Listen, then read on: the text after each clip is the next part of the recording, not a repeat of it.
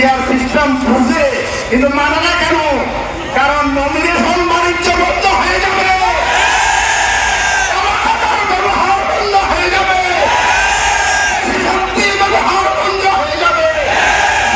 বুঝার পরে না বুঝার ভান করে অনেকেই বলেন ইউনূস সাহেব একটি রাজনৈতিক দলের পকেটে ঢুকে গেছে। আমরা এই কথা বিশ্বাস করতে চাই না।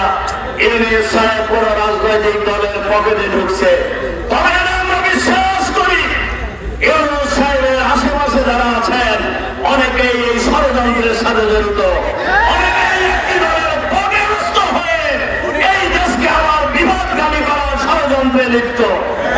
আমরা পরিষ্কার চাই বাংলাদেশের মাটিতে আওয়ামী স্টাইলের কোন নির্বাচন আর হতে দেওয়া হবে না। বাংলাদেশের মাটিতে আমাদের কর্মসূচি দেখেন, কেউ কেউ বলছেন, অনেকেই কোন কোন নেতা বলছেন অনেকেই রাস্তায় মিছিল করতেছে।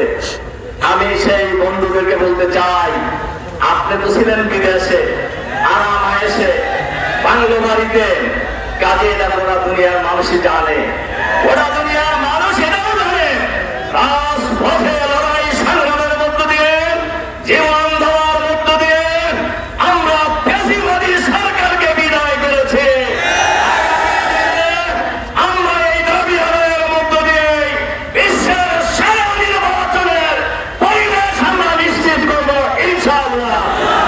কাজেই আন্দোলন সংগ্রামের মধ্য দিয়ে এই দেশ স্বাধীন হয়েছে, আন্দোলন সংগ্রামের মধ্য দিয়ে জুলাই বিপ্লব হয়েছে, আন্দোলন সংগ্রামের মধ্য দিয়ে 5 দফা আমরা আদায় করে ছাড়ব ইনশাআল্লাহ।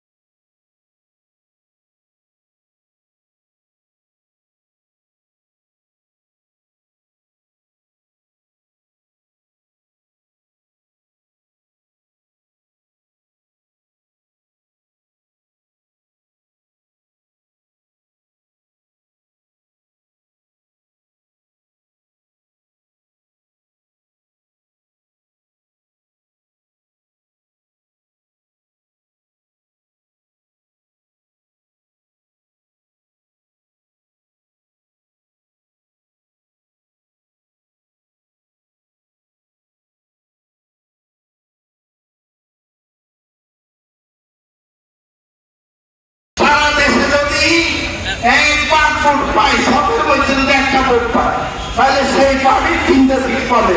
এটা বোঝা যায় না? সারা দেশ মিলে যদি কোনো পার্টি 2% ভোট পায়, তিনি সংসদে 6টা সিট পাবে।